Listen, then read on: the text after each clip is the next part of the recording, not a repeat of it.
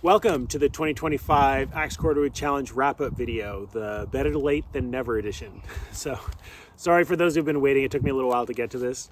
I'm Matt Keevil. I've been emceeing the challenge this year and for the 2 years before that.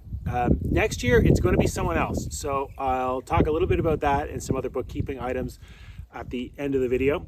But for now, if you're unfamiliar with what the challenge is, the Axe Cordwood Challenge is an informal annual challenge to develop proficiency with an axe by cutting a full cord of firewood using only an axe. So that's using an axe for the felling, limbing, bucking, splitting, everything like that. It was started in 2017 by Stephen Edholm at Skill Cult, and it's been going on ever since. So using an axe for all parts of the process. The only exception is that you're allowed to use a saw for the back cut if it's important for expediency or safety when you're felling a tree. But otherwise, all done with an axe. Over the years, the rules have been adjusted somewhat. So now the Cordwood Challenge takes place over a whole year rather than a shorter period of time.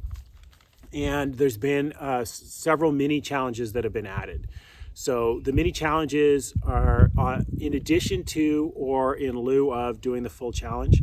So if you're just getting started, developing your axe skills, or you don't have access to timber, you can do just one rick instead of a full cord, and you can do one or more of the mini challenges. If you are doing the full cord or even more, you can also do the mini challenges too. And so the mini challenges include things like cutting a low stump, so felling a tree with a low stump, your kind of European style. The big log challenge, which is cutting a log that's with an axe that's over 50 centimeters or 22 inches in diameter. The one tree challenge, which is felling and processing an entire tree in one day. And there's a few others. So this year we had a number of participants, most returning, some new, from all over the world. And I'm going to start with Tim Gent, the Appalachian Axeman. So he participated last year. This year he participated again, and he cut probably more than six cords. He cut so much he doesn't keep track of it all. I think it's maybe slightly less than he chopped last year. I'm not sure, but yeah, he really chopped a lot of wood with an axe, and he also does a lot of splitting of wood that's cut with a chainsaw. But yeah, a ton of axe cut wood. He has a lot of really nice axes. So if you want to see some gorgeous axes by Liam Hoffman or Casterman or Farmer's Forge or some of the others, as well as some nice vintage axes, check him out. He talks a lot about different axes, the merits, and whether there are differences, whether you can split wood with an axe that's designed for felling or not, things like that. A lot of good insight and a lot of experience. So yeah, he's the Appalachian Axeman on YouTube, so check him out there. He's in Tennessee, and the next chopper is also in Tennessee, and that's Brian Two Bears, as he is known on YouTube and Instagram. This year he's another returning chopper. This year he cut about 1.5 cords. If my math is right, he did one big rick, 16 feet long, 6.5 feet tall, of 2 foot pieces. And all this I think it all came from felling and processing a really big sugar maple. And so the maple was big enough that just in bucking up the main trunk, he did the equivalent of 11 big log challenges, which is really an impressive amount of chopping, tough chopping.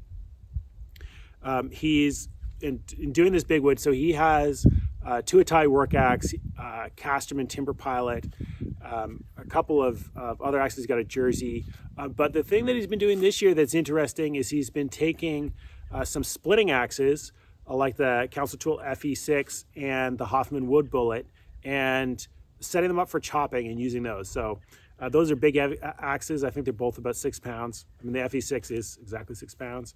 And that's, yeah, if you want to see how that works, definitely check out his channel. He's got a lot of good information there. New this year is Roman Pоспелов. I hope I'm pronouncing it at least close to correct.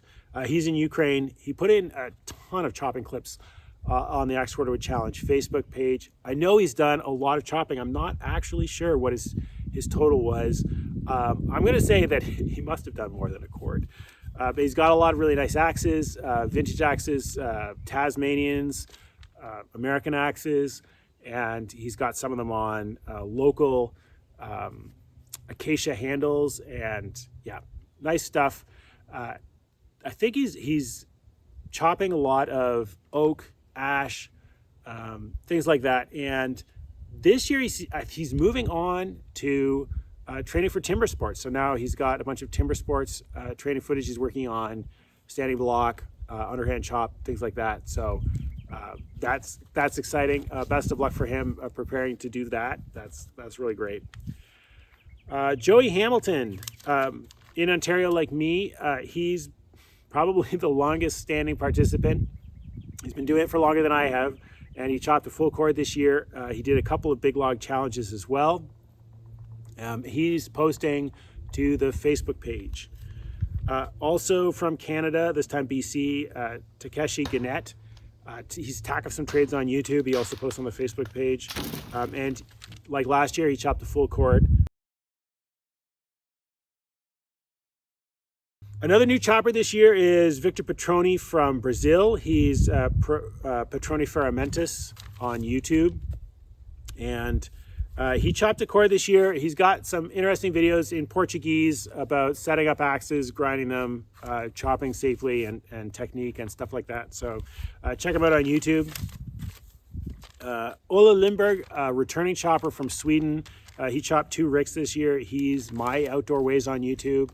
And he's got a lot of videos on axe technique, using other tools, traditional Swedish techniques. So last year he chopped a full cord. This year he chopped a little less, but he's been working on his bushcraft shelter, he's been making shingles. So that's been interesting, dealing with some danger trees, and he posts about all that. So definitely check out his channel. Emmanuel Belanger in Quebec. So another Canadian, he's on YouTube and Instagram as himself, and also via his online shop, la.Cognée, that carries a lot of hard to find, if you're in North America, axes like Rinaldi's and Verdugo. He's got Adlers on there as well. He's got apparel, he's got other tools, bill hooks, log dogs, things like that. This year he did the low stump challenge, but he has moved someplace where he has access to forest, I think. So hopefully we'll be seeing more of him in the coming year. So who else? Oh, me. All right, so I chopped a full cord. This behind me is my cord. Now, I did almost all of it from between February and May, and then I hadn't collected it all. So I went and collected it all into one spot, and I was sure I had more than a cord. And in fact, I did not. So this is a slightly short of a cord, but I did some chopping while I was traveling for work, and so I fortunately took a picture of that. And so I think if you add that together with this, I did the cord. I'm making the wrap-up video, so I get to adjudicate. I'm going to adjudicate myself a full cord. I also did a low stump challenge. I cut a birch. My objective was to cut it low enough that the person I was cutting it for could run over it with a lawnmower without it hitting the blades. Still early in the spring, so it hasn't been put to the test yet, but definitely at least meets the requirements for the low stump challenge. So that was fun. And also I did a big white pine log for the big log challenge. It's definitely the biggest log that I've ever chopped. I was traveling. I didn't have my biggest axe. I had a pretty good axe, 4.5 pound high test Tasmanian, high test Challenger, but I didn't have it on a long enough handle. So that was tricky, but I got it done. I'm happy with that. That was a lot of fun, a lot of work. And so I put that on YouTube. I'll put a link to that if you're interested. And I'll put links to other people's videos too. So I have a 2025 Axe Cordwood Challenge playlist. And I also have playlists from previous years and some older Axe Cordwood challenges that are important for, the rules and things like that. So, or historical importance. Now, on to the bookkeeping. So, as I mentioned, I'm passing the torch, and I'm passing it to Joseph Bradfield, who is Axed and Answered on YouTube. And he's got a really neat channel. This is his first time doing the Axe Cordwood Challenge. He's working on it this year, but he has been posting about axes for a while, and he's got some really neat videos, kind of testing and busting some myths about axe grinds and handle finishes like linseed oil, how poisonous is boiled linseed oil, stuff like that. That's really interesting stuff, and I think he's going to be a great MC. If you want him to find your stuff and for other people to discuss things like safety, technique, the rules, all that sort of thing, you should post to the Facebook page or visit the Facebook page of the Axe Cordwood Challenge group on Facebook. And you can also post to YouTube and Instagram using the hashtag Axe Cordwood Challenge or Axe Cordwood Challenge 2026. But I suggest you post to the Facebook page to make sure that Joe is going to see it, because I know he's on there checking things. So yeah, thanks again, and good luck to Joe. I really appreciate that. The other item that I'm thinking of adding a mini challenge or suggesting a mini challenge. I mean, I guess I am right now. So over the holidays, the Christmas holidays, I took a challenge upon myself to try and start a fire using only an axe. And I ended up also using a bootlace to make a bow drill and do a friction fire.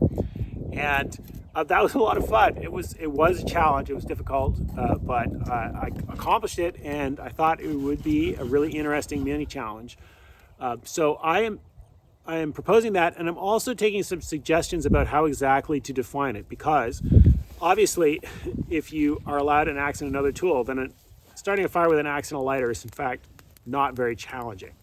And so, or for that matter, using a ferro rod, I don't think that would be particularly challenging either. So I think, but I don't want to limit it to a particular exact technique. So I think that the way that I would propose it is that you use an axe as your sole cutting tool, and then you can use something else to start a fire, but it should either be a friction method or a flint and steel. So not a ferro rod, but flint and steel. And especially that would be cool if you used the steel as your axe and you used something that you could find. So you can find rocks that will act as a flint that you can get a spark from to do a fire. So that's what I'm thinking. If you have suggestions, disagreements, other ideas, post about it. I'll be posting this video to YouTube and sharing it on Facebook. So either place, I'd be interested to hear what you say about that. And speaking of rules and what the mini challenges are and stuff, if you're wondering where to find that all in one place, unfortunately, I don't think there really is a place to do that. So I think that something that I'm going to try and set up for this year is a place to have all the rules together, because, you know, some of them are out of date. Some of them are, you know, they've kind of evolved since they were first proposed. A lot of the mini challenges were defined in videos that are older. Some of them aren't available anymore. So I think that I'll try and get them all in one place. I'll put a post onto the Facebook page to try and get consensus or people to agree on what they ought to be. And either I will post a final post about that, laying them out what they are that we can refer to later as of 2026, or make a video, or maybe Joe will do it. But either way, that's something I'd like to get done this year because people do ask. If you are wondering how to participate, I think I mentioned just post to the Facebook page or posting on YouTube or Instagram. As I said, it's an informal challenge. There's no registration or anything like that. You participate by posting about it.